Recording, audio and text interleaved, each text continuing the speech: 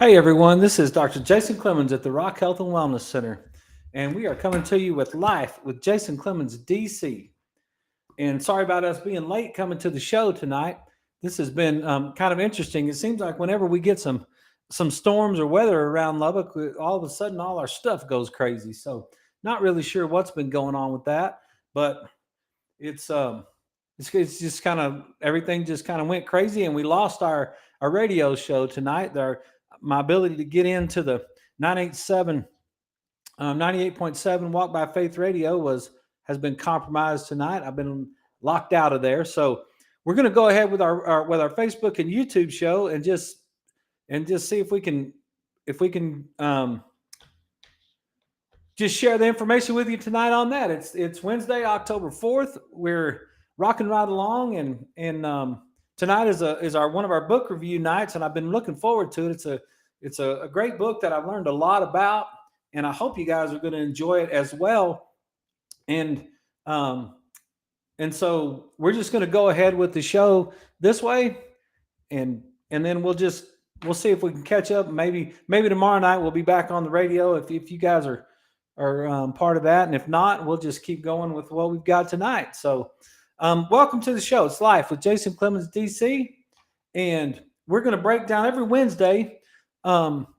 We break down a book that I've read somewhere along the way, and so we've had several of them so far. We started with The End of Alzheimer's, and then we went into The Body Keeps the Score, and then after that we had Spark last Wednesday. And so tonight we're breaking down the book. It's called The Hacking of the American Mind, and it's by Dr. Robert Lustig. And Dr. Robert Lustig he's a smart dude. He's a scientist. He's a professor of pediatrics in the Division of Endocrinology and a member of the Institute of Health Policy Studies at the University of California, San Francisco. He is also the chief science officer of Eat Real, a nonprofit dedicated to reversing childhood obesity and type 2 diabetes.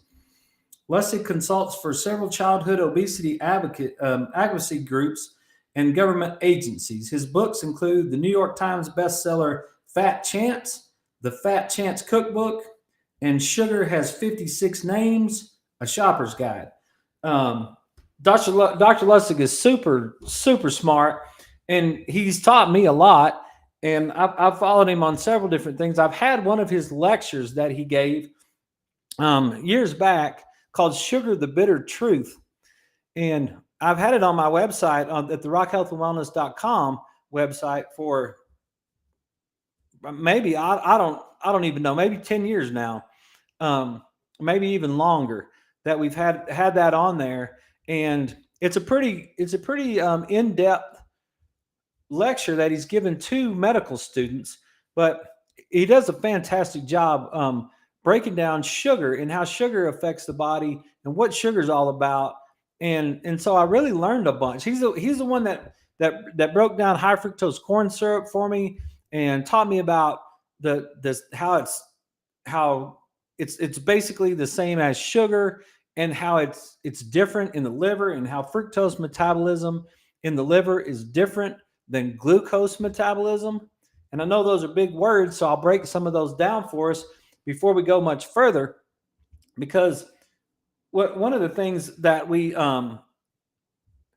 been doing for the last several nights is we've been working through some definitions. And I thought last night's show was pretty cool. We had some good feedback from that, and it was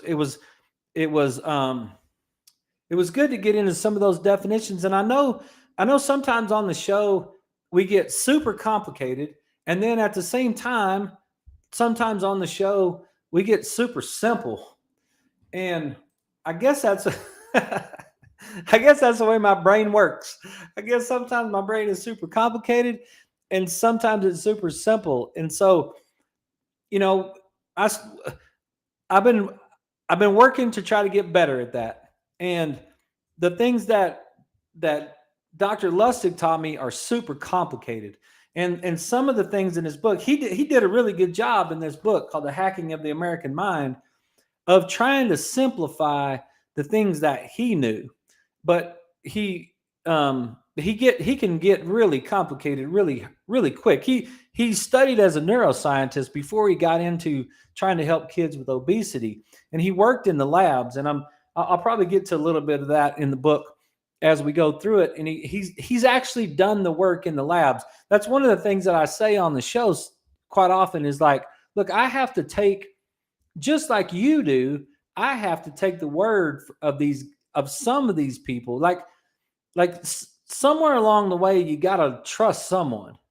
And trust is a big word for me. I'm not all that great at trusting people, but you have to kind of just like, okay, I hear him for the first time. I was explaining this to a patient yesterday. I was like, I'm sorry it took me so long to break this down for you, but I have to hear it and ignore it, and then hear it and ignore it, and then hear it and then think about it, and then hear it and then consider it, and then hear it and then start to really get into it. And sometimes it takes a while. Sometimes for me, I have to go through some steps before I can get to that point to say, okay, now I understand what you're saying. And then I have to cross-reference it with multiple other sources. So that's why I love my chiropractic friends so much, Dr. Fraley and MJ and Kati, because when we get together, like, we really break down some stuff. And the things that they study are not exactly the same things that I study. And so it's really refreshing and awesome and challenging and all those things when we get together, because we'll be studying something from one angle, and then the other guy will bring something in, or gal will bring something in from their thought process. And then we have to kind of see if it holds up, like see if our argument holds up. And that's why I'm so excited about this new type of stuff that I've been learning, is because the more I study it and the deeper I get into it, the more it holds up. And it took books like this book from Dr. Lustig and lessons that I learned, like the video Sugar the Bitter Truth from Dr. Lustig. It took stacks of those things. It took multiple doctors to kind of help me. It took multiple resources to kind of help me get to the place that I am now, that I'm trying to share with you.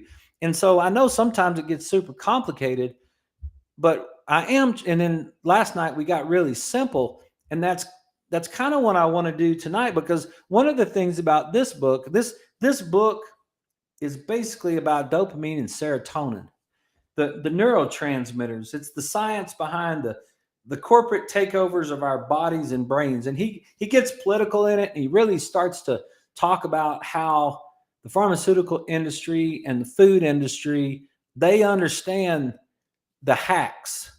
They understand exactly how the brain's working and what happens with the brain, and then they know how to manipulate the situation to try to get you to buy more of their stuff. And those guys spend millions and millions of dollars on that.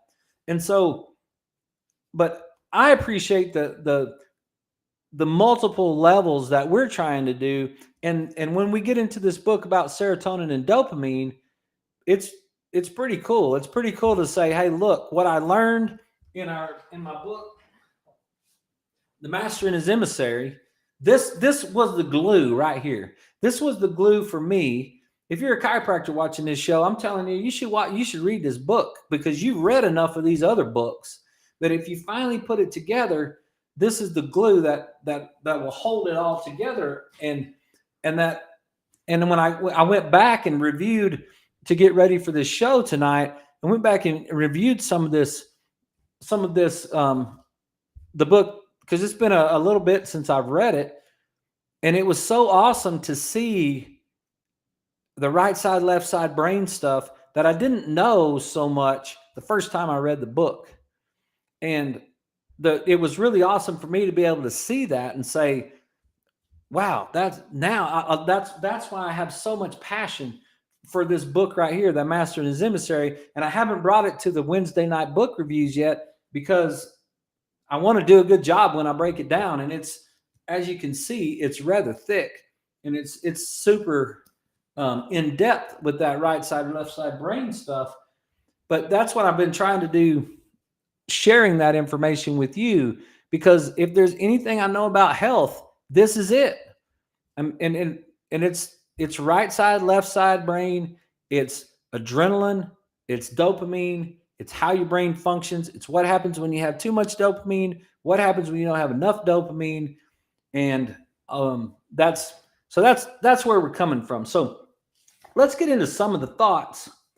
Let's get into some of the thoughts, and I'm going to try to go through my notes and not be super complicated, because um, this book can get it can get very complicated really quick, and I don't want to do that, but it's it's a really awesome book. Um, it's called Hacking of the American Mind: The Science Behind the Corporate Takeover of Our Bodies and Brains.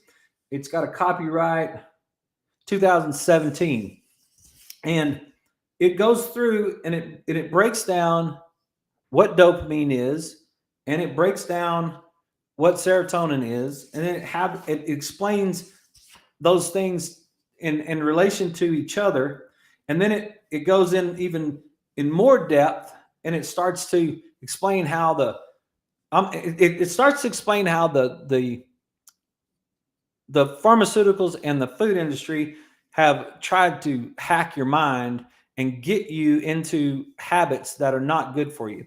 And I'm not going to get into the political part of it so much. If you guys want to read the political part and you want to go back and hear that part, well, go ahead. Um, that part is, and I don't know, maybe it's important to know. Maybe it's important to know that the food industry, their job is to sell food, and it's the hardest thing, because I know there's good people, and I've met those good people, and I know a lot of those good people, and it's kind of like they go to work to make a living, to make as much money as they possibly can.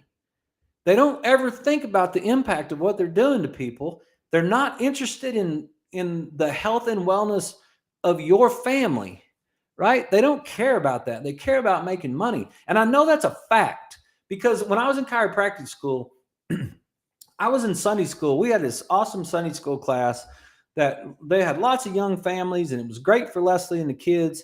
And it was great for them to have something to do while I was trying to study. And the kids in the class, the kids, our kids, played little league ball together and t-ball and all that stuff. And it was a really great group. They had lots of social engagement. They had lots of things to do. And the leader of the class, the Sunday school class, was a really good dude. And he was a really smart dude.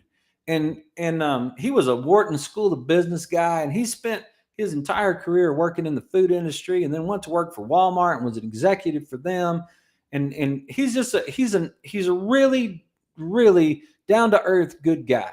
And his wife is a fabulous lady, and his kids are fantastic. It's the epitome of a great family.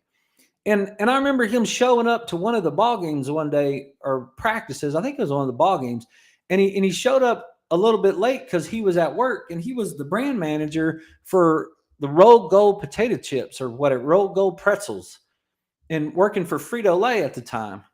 And I said, what have you been doing? He said, man, we've been doing a food test with little kids. And I was like, well, what does that mean? And he was like, yeah, what we did is we got little kids in a room, and we show them, we give them different chips that are made differently with the pretzels, and whether they're a little bit more colored, or they're a little bit, they're a little bit more yellow, or they're a little bit more brown, or they got a little bit more salt, or whatever the thing is. Or maybe they're artificial colors or whatever. And he said, we give them the chips, and then we run tests with all these different little kids, and we see which ones they like to consume the most.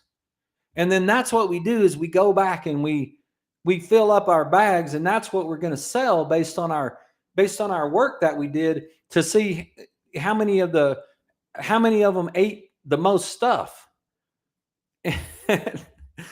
And I was like, really? With little kids, like 5-year-olds? And he was like, yeah, 5 or 6 year olds, whatever it was in the group, 7 year olds, whatever. He went back, they went back and they said, it's like, there's a science. There's a science to marketing food. There's a science the way that food companies market it to people. And they didn't one time consider whether or not that kid should be eating that gold pretzel. Like they didn't one time consider if the contents inside that bag had any health implications whatsoever for that child. And it's so contradicting between the person that man is and the work that they did. And so I know firsthand that the pharmaceutical industry and the food industry, which are the two largest industries in the world, that those guys, two of the largest industries in the world, those guys are working every day to hack your mind. They're working to try to sell more of their stuff, and they do not care if it makes you sick. Matter of fact, it works together. If you can make you sick with your food, then we can give you a pharmaceutical to address the sickness that you got from your food. And that's what Dr. Lustig gets in when he gets into the book. So if you want to read the political parts of the book, that is part of it, the political parts of the book. But really what I want you to kind of hear some of is the science in the book and kind of how it fits together from right brain and left brain stuff like we've been talking about, so that maybe you'll get a greater appreciation of how that works, right? Because there's some really good stuff. And one of the things he says, just one of the quotes right here, is the biochemistry drives the behavior because the biochemistry always comes first. And so what he's talking about is inside the brain, there's neurotransmitters, and he breaks down exactly where dopamine comes from, and he breaks down where serotonin comes from. And serotonin mostly comes from the gut, right? And the majority of serotonin is in the gut. And 9% of serotonin is in the bloodstream, and 1% of serotonin is in the brain. And so, but that serotonin is what gives us the feeling of happiness, and dopamine gives us the feeling of reward or motivation. It's the motivation that drives us. It's the neurotransmitter of anticipation, right? And I want to read this particular paragraph because I thought it was just really cool, because he says, as a scientist, I don't see behavior or emotion. Rather, I see neural pathways and biochemistry. And this resonated so much with me. As a scientist, I don't see behavior or emotion. Rather, I see neural pathways and biochemistry.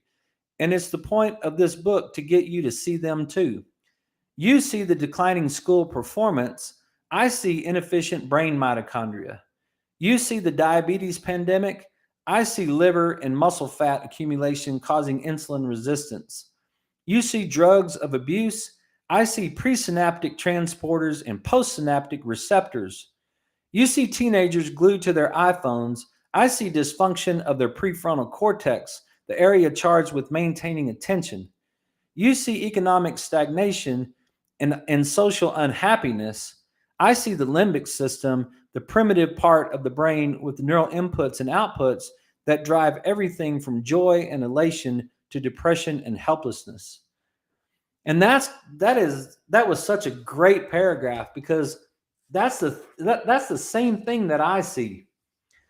I've gotten to the point to where, like, when I see the misbehavior of children, if I see the misbehavior of teenagers, if I see the misbehavior of young parents, how many young parents these days are having trouble with their children, right? They're having, and like they're leaving a child in a dumpster, or they're beating that child to death, or they can't handle any sort of distraction with that kid. And what I read when I see that on Facebook or something, I'll read the comments, and it'll have all of these personal attacks against that person for the thing that they did. And what I see is a dysfunctioning brain. I see a kid that's 22, 23 years old, whose brain doesn't work at all, who's overstimulated in one side and understimulated in another side. And their brains are so messed up, and they're so used to being stuck in a box that when you pull them out of that box, there's this level of anger. And it's like those are all those things that it's like, man, if we could understand some of this stuff, and it really would help us in the long term. And so the book talks about 3 different pathways.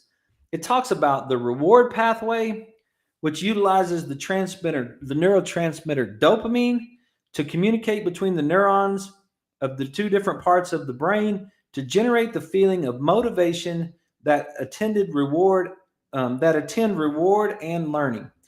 So we've got one pathway called the reward pathway, and that pathway is driven by dopamine, and that's what's going to make us have motivation to go do something. The next pathway is the contentment pathway.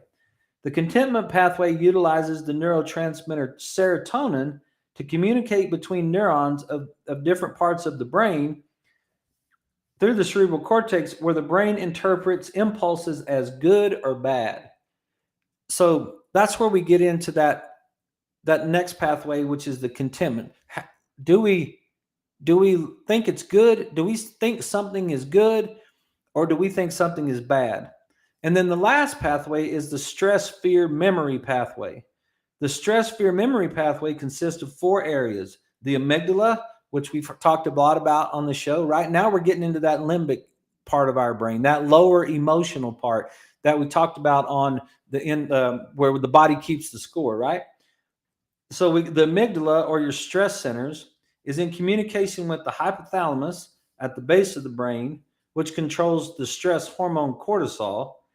The hippocampus, or your memory center, interprets memories as both good and bad. The amygdala and the hippocampus are reciprocal to each other. The 4th area is the prefrontal cortex, that is the wise area of the brain that inhibits behaviors that put you at risk. So that's that upper brain part right there. So those 4 areas together keep your outward behavior in check. They keep your outward behavior in check when those are working together. And so basically these 3 pathways are responsible for our behavior, according to Dr. Lustig in his book. If you were to look at that, you would find out that there's 3 pathways, and that's pretty much how you handle the world. You handle the world through the dopamine pathway that makes you have motivation. You perceive the world through the serotonin pathway, which tells you whether or not it's good or bad. And then you react to the world with that stress pathway that gets into the amygdala, and those different parts of the brain right there, and then how you remember those things. And one of the things that he when he really gets into it, and he starts talking about to convey the nature of and the difference between the 2 emotions, reward and contentment. Reward being dopamine, contentment being serotonin, and how these emotions have been hacked. I must first convince you that these and other emotions are rooted in the workings of the brain. So let me give you 2 examples of the power and scope of these 3 pathways on your emotional state, and how manipulating them either externally using a drug or internally through a wayward passion can take a simple positive emotion and turn it into a weapon of mass destruction. And he offers you Exhibit A, I don't really know how, Rimonabant.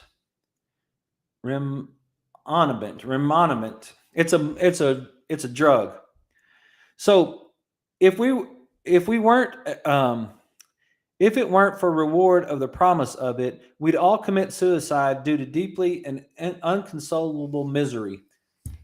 Remember when we talked about, and we got into in the book, when the breakdown of the book, The Body Keeps the Score, and we talked about if you lose hope, there's no sense in going further, right? he's saying exactly the same thing right here. So now we're stacking an idea with two different authors. If it weren't for reward or the promise of it, we'd all commit suicide due to deep and inconsolable misery. This hypothesis was put to test a decade or so ago with the release in Europe of anti-obesity drug Rimonabant. So this medication looked extraordinarily promising right up to and through its approval for general use by the European Medicines Agency. The first endocannabinoid antagonist, you've heard of that before because you get into that marijuana, right? This drug was an anti-marijuana drug.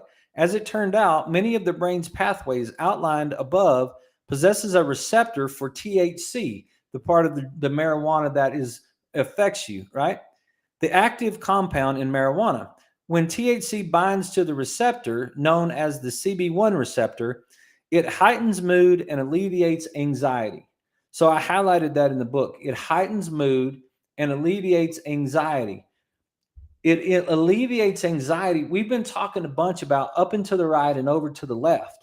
Well, that's the way that it goes. But once it goes that way, now you get this right to left, right to left, right to left, back and forth of one side of the brain calming the other side of the brain, and vice versa. So once the pathways are firing the way they're supposed to fire, then what happens is that activity in one side will dampen the activity in the other side. So what it was saying is right here, the THC from marijuana binds to this receptor known as the CB1 receptor to heighten its mood and alleviate anxiety, because anxiety is overactivity of the right side of the brain.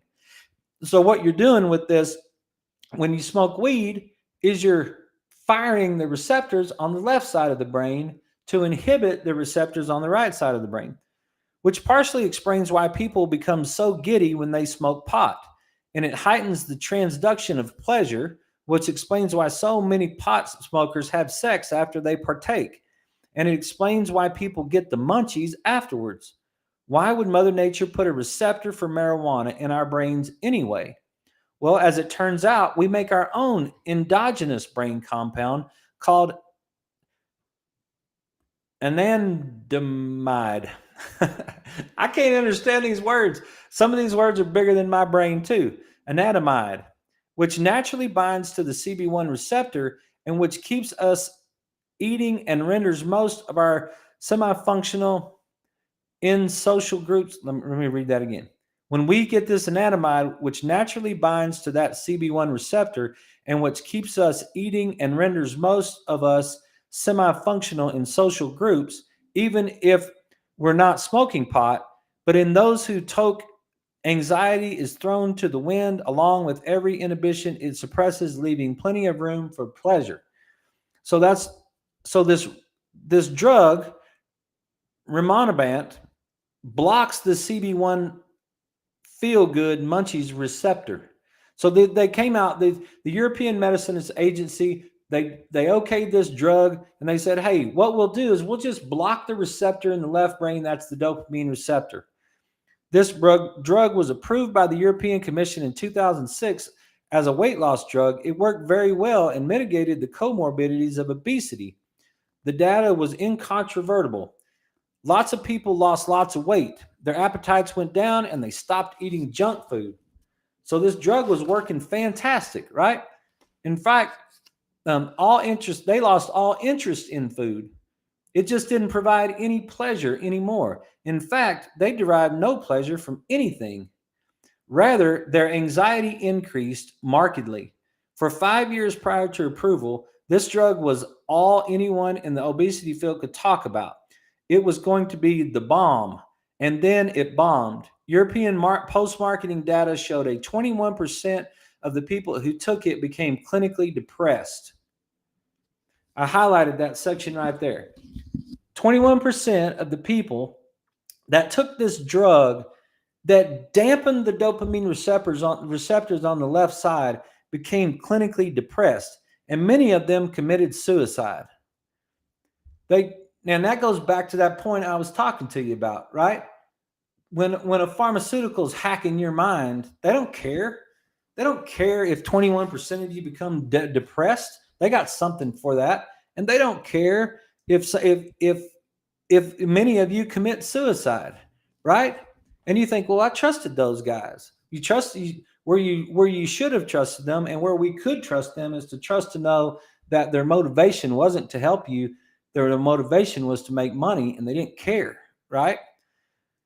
Sure, you will lose weight if you don't get pleasure from eating, but you also lose your motivation for any reward, which means you lose your motivation for life.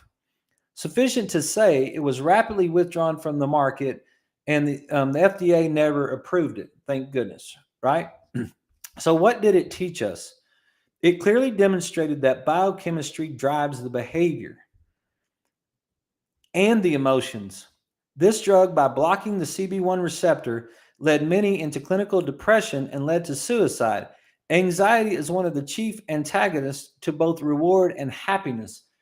Anxiety is the antagonist, is the enemy of, or the opposite of, the reward and happiness pathway.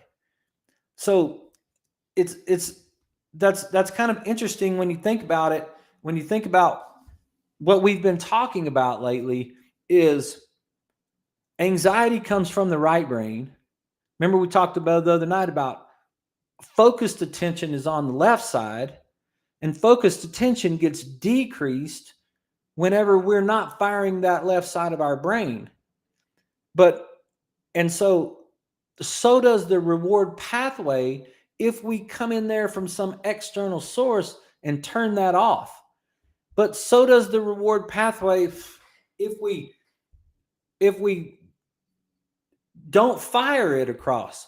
And so what this drug taught us, or what this drug could teach us, is that if we're not firing that right side to left side pathway, the left side of the brain becomes hypoactive, and we lose our reward, and we lose our motivation to do anything.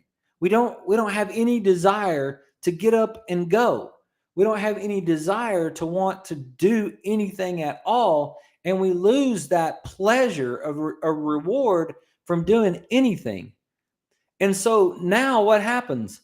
That part of our brain just keeps shrinking, right? And then it allows the right side of the brain that deals with that stress response to kick in.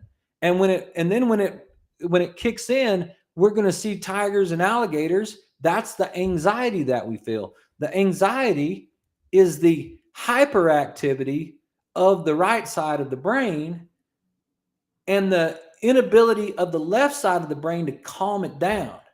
And then what's going to happen? That whole pathway that controls our intrinsic muscle tone. Oh, great story today. Great story this morning. One of my guys who's had a disc bulge that we've been working on for a while, he got super stressed out because he was supposed to take a test that went along with his job. And he came in this morning to get adjusted, and he was like, I feel good today, but man, but Sunday I was in bad shape. And I said, well, what happened on Sunday? And he said, oh, I'm supposed to take this test once a quarter for my job, and I forgot to take it. And then it turned October, and I missed it for that last quarter. And then Sunday, I just got super stressed out. Like I just had this massive stress response to me forgetting this test. And I wasn't myself. I was just out of control. My wife even laughed at me. She said, man, you just have an overreaction to that deal. And that the right side, what happened to him was that the right side of his brain, remember the lower part of the brain, where that happens when you have that major stress response and it fires that amygdala, and then it went over to the other side. Well, that right side of his brain overreacted, and then when it overreacted, it shuts off.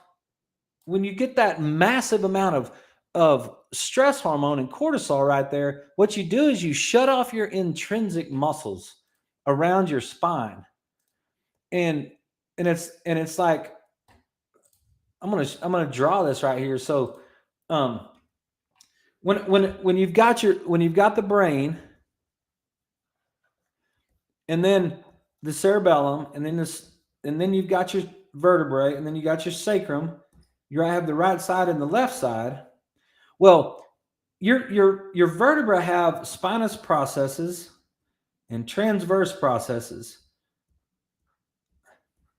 So you've got little muscles that attach to all those. You have muscles that attach.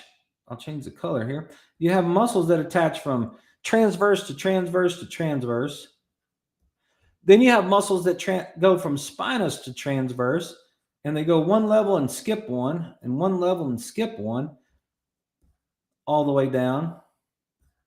And then you have spinous to spinous muscles, and then you got some muscles in between all that. So those are called intrinsic muscles around the spine.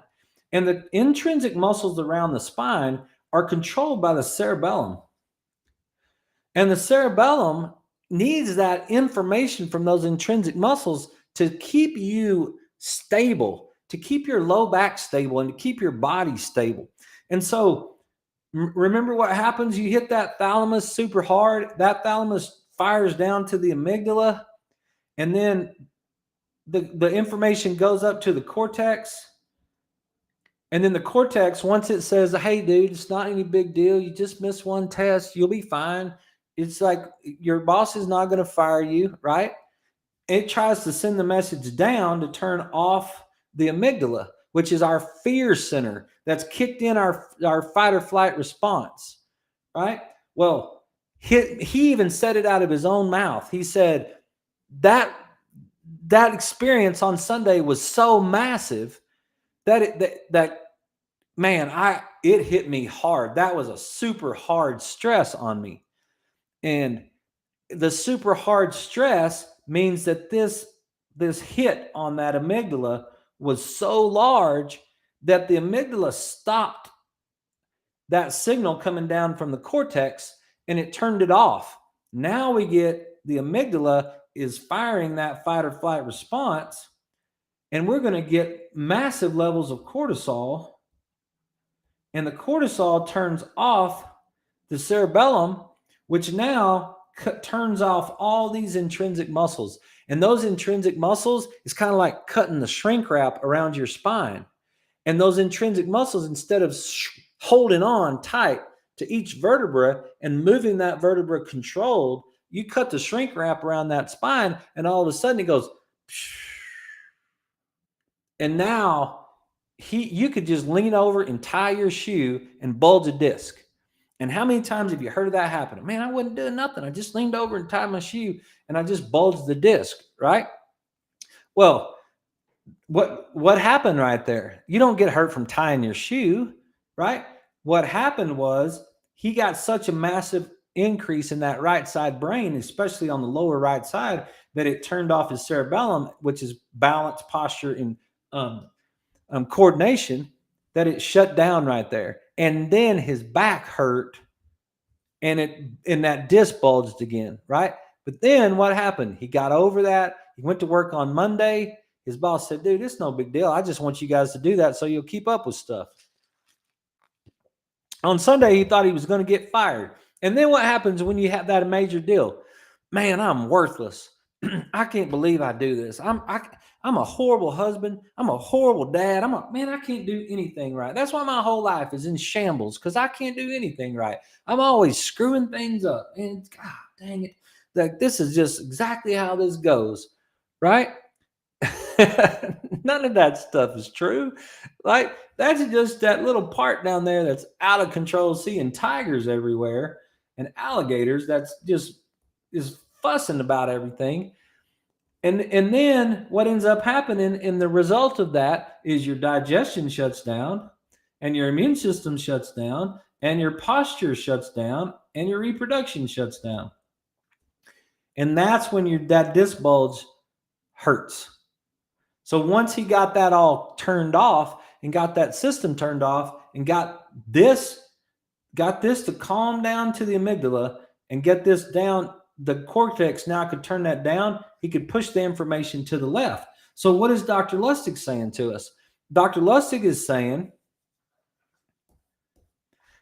that when you take this drug that they prescribe for weight loss, which blocks the CB1 receptor over here on the left side, that is the dopamine area of the brain. If you get too low on your dopamine, what will happen is there's no inhibition going back across the brain to the right side. That left brain is not telling the right brain to calm down, right? There's a balance between those two parts of the brain. And in order to make that left brain work properly, you have to get that information across to the other side. You've got to be able to fire the brain properly so that the left brain works like it's supposed to. And then the left brain, if it's working like it's supposed to, they'll talk back and forth. That's what this corpus callosum means. The corpus callosum is the name of the neurons, is the part of the brain that is between the right side and the left side of the brain.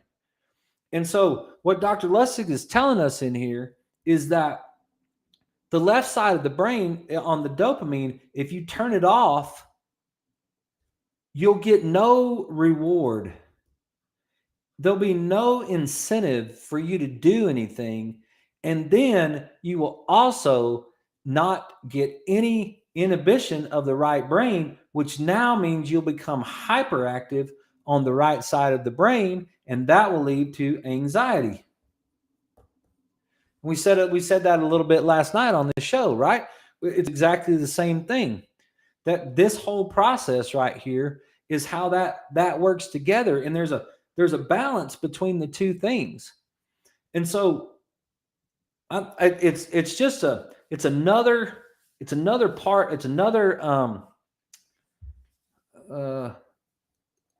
more evidence.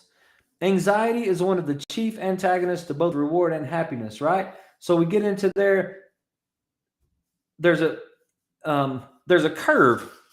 There's a curve of where that dopamine should hit, and exactly how that dopamine, where we should be, and what goes on with it, and it's kind of a bell-shaped curve, and we want to kind of be right in the middle of that. If we don't have enough dopamine, we have a problem. And if we have too much, if we get over here and we're now on this side of the dopamine where we have too much of it, now we can become addicted. Addiction is this massive amount of dopamine that's happening over there on that side. And he gets into it. Sorry, I didn't mean to get too far off of that right there, but it's just the understanding of what you're dealing with on a daily basis, right? If you're dealing with anxiety, you've got overactivity, and you need to fire that up so you can kick it over. It's kind of like filling the cup, right? We want to be able to fill the cup up all the way to the top. Keep filling the cup until it runs over. And that's what I keep trying to talk about when I keep talking about this brain. And I think it was last night we talked about on the show about the right shoulder, right? And this is what we got to get enough activity to the right and over to the left. Because why? Because it affects our health. It affects a bulging disc in our low back. It affects our right shoulder. If it's not our left shoulder or right shoulder, whichever side we need to work on, right? If the shoulder is not functioning properly, you can have shoulder trouble because this pathway is not working, right? You can have disc problems because the pathway is not working. You can have acid reflux. What I'm trying to show with the show is what I'm trying to talk about with the show is that, look, all of those things that make you unwell, those things that make you unwell, they're starting up here. Like I had the cutest thing. I take care of a young girl, and one of her family members brings her in because her mom's working. So her family member brings her in to get adjusted. And when I was working on her today, I said, "Hey, by the way, who's your mom's chiropractor?" And she just kind of laughed and she's like, I don't think she goes to a chiropractor. And I said, well, you should tell her that I asked who her chiropractor was. And as they were walking out the door, the family member said, yeah, she's got back troubles, that's for sure.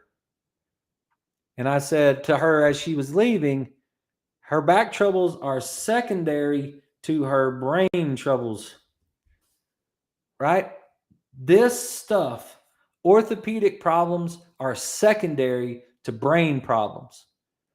Brain problems happen first, orthopedic problems happen second or third or fourth. And it has to do with the way that brain is firing right there, right? So I'm gonna just kind of come into some of my notes. One of the things, let's talk just a little bit more about dopamine. It gives you motivation or desire. The neurotransmitter dopamine and its receptors. Dopamine is responsible for outward manifestation of seeking behaviors. That's what you're trying to do. It's trying to drive you, to motivate you to move. It's then followed by consummation or pleasure, mediated by a class of neuromodulators called endogenous opioid peptides, so EOPs. Those are called endorphins and kephalins and that type of thing. They're collectively known as opioid receptors. So you actually have your own opioid receptors inside your body when you fire these pathways properly. You also have those endocannabinoid receptors that are the same thing as what you get from smoking weed. If you fire the body properly, you'll get those things. You'll get high. What I've been listening to Wim Hof and his breathing techniques, and I started that this week. I'll let you in on it as I go through it. But in one of the things he says in one of his, he's the ice man, the cold man, right? We talked about him a little. One of the things that he says is you get high on your own supply. Like you can actually activate those pathways inside your body if you do things properly when it comes to your neurology and the way that your brain fires, right? And so that was an interesting thing that I learned from the book is about how it works. And I want to go back to this bell curve. And I found it on this page here. So this bell curve is talking about dopamine action. And in this dopamine action, we want to be in that little middle section right there. We want to be in the sweet spot of dopamine. If we don't have enough, if we're low on dopamine, then we're going to get lethargy. We're going to be lethargic.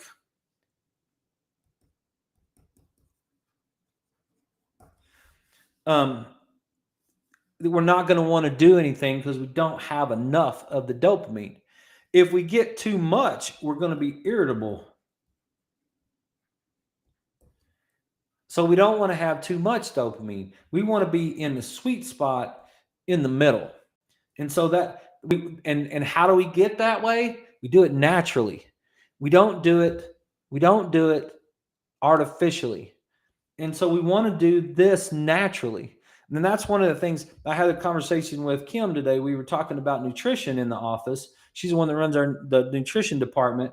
And what we were talking about is what people want to do.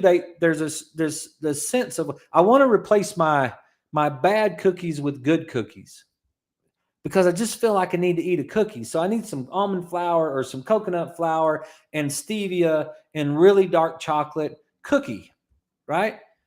And I was like, okay, but why do you need that? What are we doing right there? What are we doing with that need for having that healthy cookie, right? Well, what we're getting from the healthy cookie is dopamine. And the question is, Why are we needing that dopamine? See, what I think we do, I think it's a good idea. Fine, have a healthy cookie. That's a good thing to do. Have a healthy cookie. But at the same time, why are you needing a cookie in the first place? Why are you needing that to feel alive? Why are you needing that to feel awesome? And what my theory is that you're getting this, but you're not getting this. You're not getting the over to the left, part. That is missing. And this activity is low. And so you're over here on your bell curve because you're not getting that activity on that left side. And so what do you want to do? You want to bring it in from the outside. You want to create some sort of outside external force that drives your dopamine up. Now, great, you're doing a better job by controlling all those, your carbs and how you're doing your insulin and all that sort of thing. But I'm just going to present to you just a little bit deeper idea of wellness. It's like, I don't need that cookie if I'm getting that right side to left side pathway. And that's the natural way to do that, is to keep that side of the brain functioning properly. And it's just, it's like, it's the same thing. We're just saying it over and over, but Dr. Lustig kind of breaks it down there when he talks about, he shows me the graph right here, right? And he shows me the graph, and then it's like, okay, yeah, well, this is hard to do. This is hard to do with an external force. It's hard to stay in the sweet spot of the bell curve when we're trying to control that with an external force. There might be some medications that do it okay, but if I'm a little bit low, I need to add more. But what if it takes me over the top and now I'm very irritable? Like I'm agitated after that, right? Or what if I'm always driving it over the top, and how does that work? And how do I know exactly how much dopamine I'm supposed to have, and how much what kind of motivation should I have? And what I want to present for consideration is that this pathway that goes across is going to give you exactly what you're supposed to have. And it's going to give it to you in the manner that you're supposed to have it. And that's going to cause you to not need the cookie. That's going to cause you to fire those pathways properly and keep the dopamine part of it under control, and the adrenaline part of it under control to keep you moving. And so a little bit of application, one of the things that Dr. Lustig talks about in the book, it was so funny. He was talking about how do you, okay, what do we do about all this, right? So what is the idea of how am I supposed to keep myself functioning properly? What are some of the things that I can do to keep myself functioning properly, right? Well, you know what the number one thing that he said to do is be social. And he gave some examples about the different some groups that actually there was some really good stuff in here that he talked about. There was some studies that they did that was moral decision making. And he was talking about the aversion to harm, either to yourself or to others. Most people would rather inflict pain on themselves than to others in what is known as altruistic behavior. Sorry. In a set of experiments, investigators looked at whether taking even just one dose of this SSRI, which increases your dopamine, could alter this behavior. The subjects didn't notice that they felt any different, but their behavior was. The investigators rigged the contraption that would unleash a series of shocks, either to the subjects or to an unwitting victim. The subject was the decider in what they could hit a button or not. But half the time, randomly, they ended up shocking themselves, while the other half the time they shocked the victim. Only the decider was paid. So you're getting paid every time you get a shock. Only the decider was paid and received different amounts to hit the button or not. More shocks meant more money, while fewer shocks meant less money. The investigators found that in the presence of this SSRI, the deciders increased their harm aversion while strengthening their hyper altruism. Avoiding harm to others meant more to them. Avoiding harm to others meant more to them than the money they earned. Okay. Conversely, with L-Dopa, hyperaltruism was reduced. So what it was saying was when you had serotonin, it was serotonin and dopamine that they were trying to control. When you had an increased amount of serotonin, you had an aversion to shocking yourself versus shocking somebody else. But when you had an increased amount of dopamine, you had an aversion that went away, and all of a sudden the money became more important to you than the other person. And that's what he's saying. Conversely, with L-Dopa, which is the precursor to dopamine, this behavior was reduced, which meant that the money must have been more important than any remorse at shocking others. That's such an interesting sentence right there when it comes to exactly what happens in the human being, right? In the human being, if you have a sense of happiness about yourself and a sense of contentment about yourself, rather than driving that dopamine system past that curve, when you drive that dopamine system past that curve, you don't care about the other person. All you care about is yourself, because empathy happens on the right side of the brain.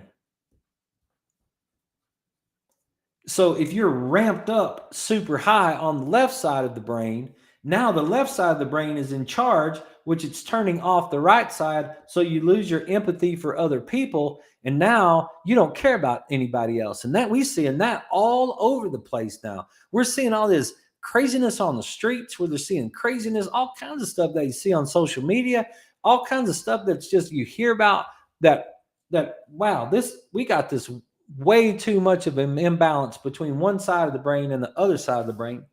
So when he gets into it, he's like, can we affect all this? And he says, so can we change our brain biochemistry? Of course we can. And without drugs. Geez, that's what the whole book is about. Although we don't have the hard neuroscience behind it, one easy way to increase contentment and derive health benefits is through volunteerism. By offering your spare time to a cause bigger than yourself, without thought of personal gain, you can derive meaningfulness and contentment. Several mechanisms may explain the association between volunteering and emotional well-being, right? Get out there and be social. Get out there and be social, and you'll control this level of dopamine. You'll increase your level of serotonin. You'll control your adrenaline, and you'll have contentment for life. That's what, get out there and be social.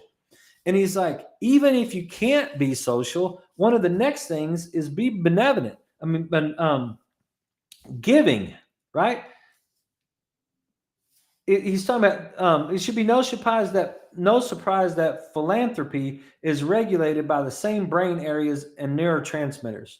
So when you give to others, some of these people are so busy that they don't have time, but they have time to give. And when they give to others, that's another way of controlling those neurotransmitters in your brain. That get out and be social. I've heard that multiple times, and now I'm getting it backed up by Dr. Lustig. Best thing you can do is be social. We're meant to be social, and that get out there and do something for somebody. And if you can't do something for somebody, help somebody out in some form or fashion. And if you can help somebody out in some form or fashion, it actually brings contentment by the neurotransmitters in your brain. It makes your brain function better. And if you can get your brain to function better, you can have better health, right? Remember, the second thing that you can do is walk. Walk your way out of sickness. Walk your way into health. That's the second thing you can do. And then remember the third one we always talk about, or to get your eyes up and move them back and forth. Had an awesome sentence today. One of my patients went to New York City last week with her mom, and the patient and the mom are both patients in the office. And her mom said while they were in New York City, she said, Dr. Clemmons would love this place. And I was like, why did she say that? And she said, I actually do love New York City, but she said, because you just walk around with your eyes up like this and you're looking at all those big buildings. And I just kind of laughed. I was like, that is so awesome, because they walked like 8 or 10 miles on the first day. And then the whole time they were walking, they had their eyes up moving like that. And I was like, there you go. Get your eyes up, move your head back and forth, and balance those neurotransmitters, right? Make your brain work better, and your whole work better, and your whole life will be better. So that wasn't very good, probably, breaking down this whole entire book. But if you want to know all about dopamine and serotonin, and you want to know how it works on the right side and the left side of the brain, I highly recommend this book, The Hacking of the American Mind by Dr. Robert Lustig. It was really good. One last thing that he touches on in here is he's talking about he is talking about tryptophan. So tryptophan is what you make serotonin from. So that the contentment that you get from the serotonin is made from tryptophan, and that's what you get from eating like poultry or eggs or things like that. Well, it's in competition with phenylalanine and tyrosine, which are the building blocks for dopamine. So there is a competition right there. And corn is relatively deficient in tryptophan, but is loaded with phenylalanine and tyrosine. I thought that was an interesting statement. We're so corn driven, and nothing against my corn farmers, but it's an omega-6 and a high omega-6, and it's also loaded with phenylalanine and tyrosine, which is in competition with the corn. And I had a guy, a story today about a guy who drank 10 Cokes a day. And 10 Cokes a day is 10 high fructose corn syrups a day. And he said within 24 or 48 hours of him quitting drinking Cokes, he felt better, right? He felt better, and partially was because he was able to calm down some of that phenylalanine and tyrosine, give himself that serotonin that he was needing. So then the last thing I want to cover is in the book, he talked about omega-3s, and he said inflamed serotonin receptors don't work. So if you have inflammation on the receptors of serotonin, and the serotonin is what brings you happiness, those receptors don't work. And then he said, I didn't know this. He said DHA is an endocannabinoid, CB1 receptors, anandamide. Omega-3s are part of the endocannabinoid machinery. Deficiency equals anxiety and depression. So I thought that was kind of cool. I didn't know that. I'm a big fan of fish oil, maybe the world's biggest, and I didn't know that was part of the endocannabinoid system. And so the fish oil helps actually fire some of those receptors on the left side to calm the receptors on the right side, and gives you a chance to get rid of your anxiety or depression. That's the end of the show for tonight. Hope you guys got something from that. I know it's a little crazy. Lewis, hey, thanks for the shout out. I appreciate you listening, and thanks for the feedback on that. I sure hope it's helping. And you can always go back and catch all the shows that we have on our Facebook page, or you can go to our YouTube channel, which is @HealthFromTheRock. The @ @Health from the Rock on YouTube, and all these shows are kept on our YouTube channel. Just click on live, and you'll get all of the shows that go back. So we'll be back tomorrow night at 6, and you guys read the book. We'll get back into some more of those definitions and see if we can keep helping your life be better. So maybe by tomorrow night we'll be back on the radio as well. You guys have a great night, and I'll see you tomorrow.